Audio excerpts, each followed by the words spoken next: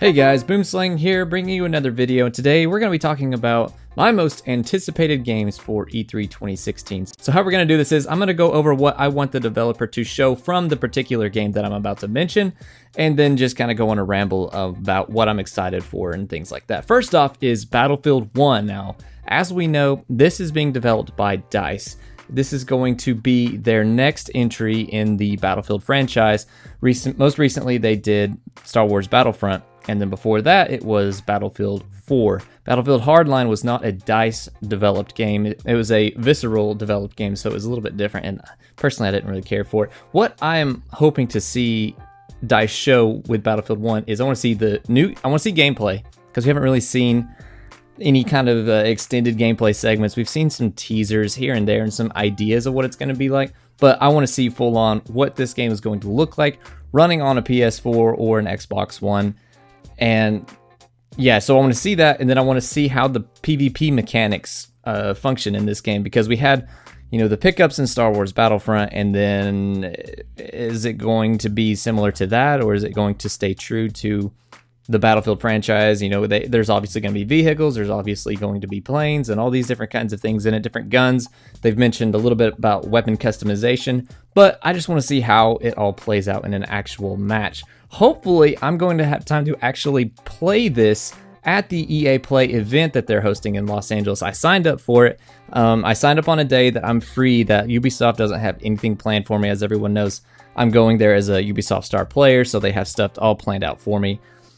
So if I get hands-on time with this game, I'm going to definitely put up a video, because I love Battlefield. Battlefield is one of my favorite, it is my favorite first-person shooter franchise out of them all. It's the one I've spent the most time with, and the one that just clicks with my play style the most. So I'm really excited to see what they have to show off with this game, and I'm really excited about the setting too. It's kind of a bold move for DICE to go back in history instead of going forward like all the other developers are, you know, doing future shooters, and then DICE is going to do a World War I era shooter. So that's a pretty interesting move on their part. Next, I want to see an actual confirmation on the Skyrim Remaster. Now, there's been a lot of rumors floating around about this.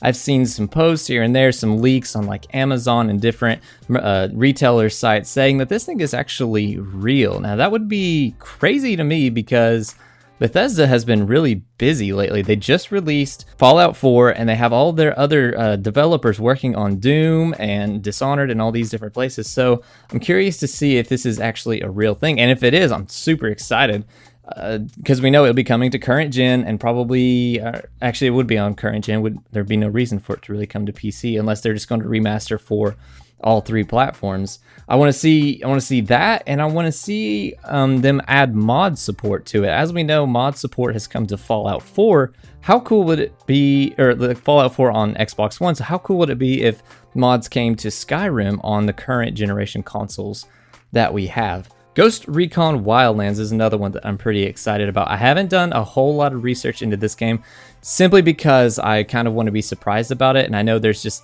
little bits of information floating around here and there, nothing really beefy or anything. You know, at least in my opinion. So I just want to see some legitimate gameplay.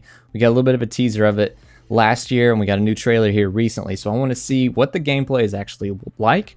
I want to see if it has new customization or weapon customization like Ghost Recon Future Soldier with the gunsmith mechanic. And I want to see how the squad synergies play out. This seems to be a very co-op team-oriented game in an open world. Now, this is the first time Ghost Recon's ever been set in an open world, if I'm not mistaken. So that's going to be pretty cool to see how that plays out. It's going to be kind of like on the flip side from The Division. The Division is a co-op RPG, you know, stat-based game, and Ghost Recon Wildlands is going to be kind of like more tactical, team-based game that doesn't require a whole bunch of stats and things. You're gonna be focusing more on what weapons you want to use for a particular situation, because you can either utilize stealth or all-out gunfights and all these different things, and you don't really have those kinds of options in The Division. So yeah, hopefully we get a launch date with this as well. I'm hoping that it's going to be later this year, but that's going to be kind of crazy, if you ask me, if it's going to go up against Battlefield 1 and Titanfall 2, which is actually the next game I'm going to be talking about. I played the original Titanfall kind of late. I didn't get an Xbox One until way into Titanfall's life cycle, so I jumped in there right around when people were just hanging out because they were so good at the game. So I didn't get the best experience from it, but until I got match made with all the people who just absolutely wrecked my face, I really did enjoy it. And I think they're going to really be able to innovate on all of their gameplay, since they're going to have more money, more funding and things for their game, because obviously it was a very small team who developed Titanfall 1, and they didn't get the resources to build a complete game, honestly. Like, as we know, there wasn't a single player campaign, and they had sort of their own little twist on it, but it wasn't a dedicated single player, and it was just kind of lacking on all fronts in terms of features. So I want to see the gameplay for that. I want to see how the new combat, if there's any kind of new combat, because we saw the sword in the little teaser trailer with the new Titans, which is another thing I want to see, if there's going to be kind of new Titans in this. How is the story mode going to play out? And hopefully I'll be able to play this game at the EA Play event, like Battlefield 1. So hopefully I'm going to get time to go there and play that. And like I said, if I get hands-on time with this, actually if I get hands-on time with any of these games that I'm going to be talking about, or if I see them in person, you can see me make an impressions video about it while I'm at E3. The next game, I'm almost positive I'm going to get hands-on time with it, because last year when I was at E3, I got some hands-on time with it as well. And this was, a whole year ago. So I would be shocked if there wasn't a booth set up where you could play this, and that is For Honor. This is another Ubisoft game that is basically all sword fighting, and the cool thing about this game is it wasn't like a hack and slash where you just mash buttons. It was totally different. The sword play in it was really unique and something I'd never really seen before. It kind of made you feel like you were an actual swordsman on the battlefield. You had to react to other players' movements and attacks and learn your different blocks, and just countering everyone's moves was really a different kind of take on a sword fighting game, which I don't really know if there's that many sword fighting games out there. I can't really think of any off the top of my head. The only problem I had with this game was if you were going up against two other players, it was really hard to compete against that. And that may be just because, I only played it for 30 minutes or something like that. So if once this game comes out and people get a lot better at it, that might be a more viable option. But for what I want to see more details on the combat, the different kind of weapons that are going to be in the game, and if the different kinds of weapons are going to kind of eliminate that 2v1 extreme mismatch. And I want to see what kind of game modes they're going to have in the multiplayer, because there was only kind of like a little capture the point, like domination, Call of Duty style capture points in it. And I'd also like to know more about the campaign and how it's going to play out. Next up, it's kind of out of left field, and it's a little game that didn't get a whole lot of attention back when it launched, but this is something that I really enjoyed, and I always wished that there was a multiplayer, and it is Don't Starve Together. Basically, this is a little cartoon survival game with a whole bunch of different elements, different seasons, different, it's a really fun game. If you haven't played it, go check it out. It's on PlayStation. I think it's only on PlayStation, not on PC. And it's a really enjoyable survival game. And Don't Starve Together is going to be where you can play with, it's a co-op where you can play with two people. And basically, I just want to see a launch date. I want to know that this is coming soon and that I can look forward to it. And the next two things I'm going to talk about are more expansions. They're not games in themselves. But the first one, obviously, is going to be The Division Underground, the first major expansion coming to The Division. The whole reason I'm going to E3, really, because of my podcast and because of all the effort I've put into creating The Division content. This is going to be huge for this game. Right now, the game is in a pretty solid position with Update 1.2. They fixed a lot of the problems, like people who are playing it have experienced. There's really not any major bugs going on right now that I know of personally or that I've experienced. So they're starting to get control of what this game is, and with The Division Underground, they have a chance to really improve on what they've kind of fixed. So I want to see some new story missions, some new weapons, and new gear, obviously, probably new gear sets. I want to see what they're going to do with the the high-end weapons and the high-end gear specifically. I'd like to see like gear set weapons too. That'd be kind of cool. And hopefully we'll get like a gear score increase, a level cap increase, new end game features, and hopefully with that there will be a raid mechanic or a raid game mode of some sort. That's what this game really needs to just be the cherry on top. I'm pretty sure that we'll be able to get hands-on time with this, but I'm not positive, so don't hold that one to me. We'll just have to wait and see here in a couple days. The next expansion that I'm looking forward to is the Destiny Rise of Iron expansion. Now, as you all know, I'm a huge Destiny fan. I'm in a clan that is basically dedicated to Destiny, and so this game is very near and dear to my heart. It's kind of dry right now. We've been waiting on content for a long time. The April update brought some new features, but just kind of dried up really quickly. So the Rise of Iron is going to be their next major expansion. It's coming in September. So I want to see some more details on the social space that's going to be in the game. They mentioned that you're going to be able to experience the in-game lore in the game and not with your Grimoire cards, which I always thought was a little ridiculous. Obviously, we're going to get some new armor, so I want to see what some of the new armor looks like, and I want some details on the Crucible changes. Now, they had a live stream a few days ago, and they danced around some of these topics. They didn't go into detail too much on some of these things, so they kind of left it up to our imagination. But I feel like this is going to be on par with Taken King in terms of content.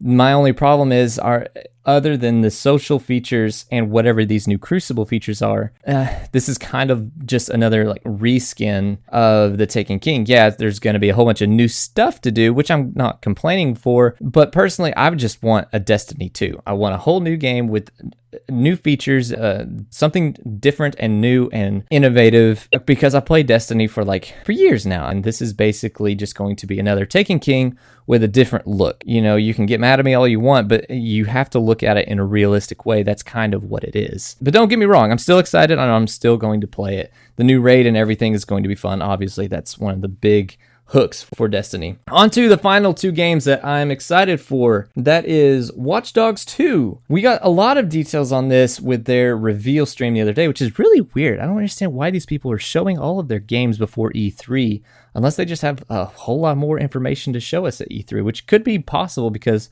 Watch Dogs 2 is coming out this year. I just want to see some more details on this open world. This open world looks really vibrant and beautiful and interactive and alive. So I just want to see how the player just interacts with the things that are in the environment, how the NPCs react to each other. I want to see how the cars drive, how that feels. If hopefully there's going to be a booth where you can actually get some hands-on time with this game. If not, at least I can hope for a really beefy showcase. I want to see how the crafting works. They said that there is a 3D printer in the game, and that's how you print your weapons and your drones and all these different things. So I want to see just how much depth there is with the crafting mechanic. And finally, I want to see some more about the side missions. That was one of my favorite things about Watch Dogs 1, the different side missions. Now, there weren't a whole lot of them, and they weren't really innovative or anything, but some of my favorites were the murder. You have to hunt down the murderer. It's been a long time since I played Watch Dogs, but that is the one side mission branch that really stuck out to me. So if they have side missions like that, but more expansive and more immersive, that is going to be amazing. And finally on the list, I have Horizon Zero Dawn. Now, as everybody knows, I am super excited for this game. I think this game looks absolutely phenomenal. The setting of it, the environment, it's that is enough for me to get lost in that world right now. Even if there is no story and they just drop you into this post-apocalyptic atmosphere for you to just go kill these machines and wander around, I would be down for it. Obviously, I want to see some more gameplay. I want some hints at how the story is going to progress. I don't really want them to give away any of the story until it comes out. I just want some ideas. All right, what are we kind of going for here. Now, we had a trailer released the other day, and I had a little breakdown rewind trailer of that. And the idea, I think, is going to be we're trying to find out where the main character came from. Now, if that was the Aloy's Journey trailer was telling us what the story is all about, then fine. That's, you know, they don't have to show me anymore. But if there's kind of more to it, that would be cool. Maybe if they showed us some things about the side quests, how the quest progression works, I would be really happy about that. And also, I'd like to know about the character customization.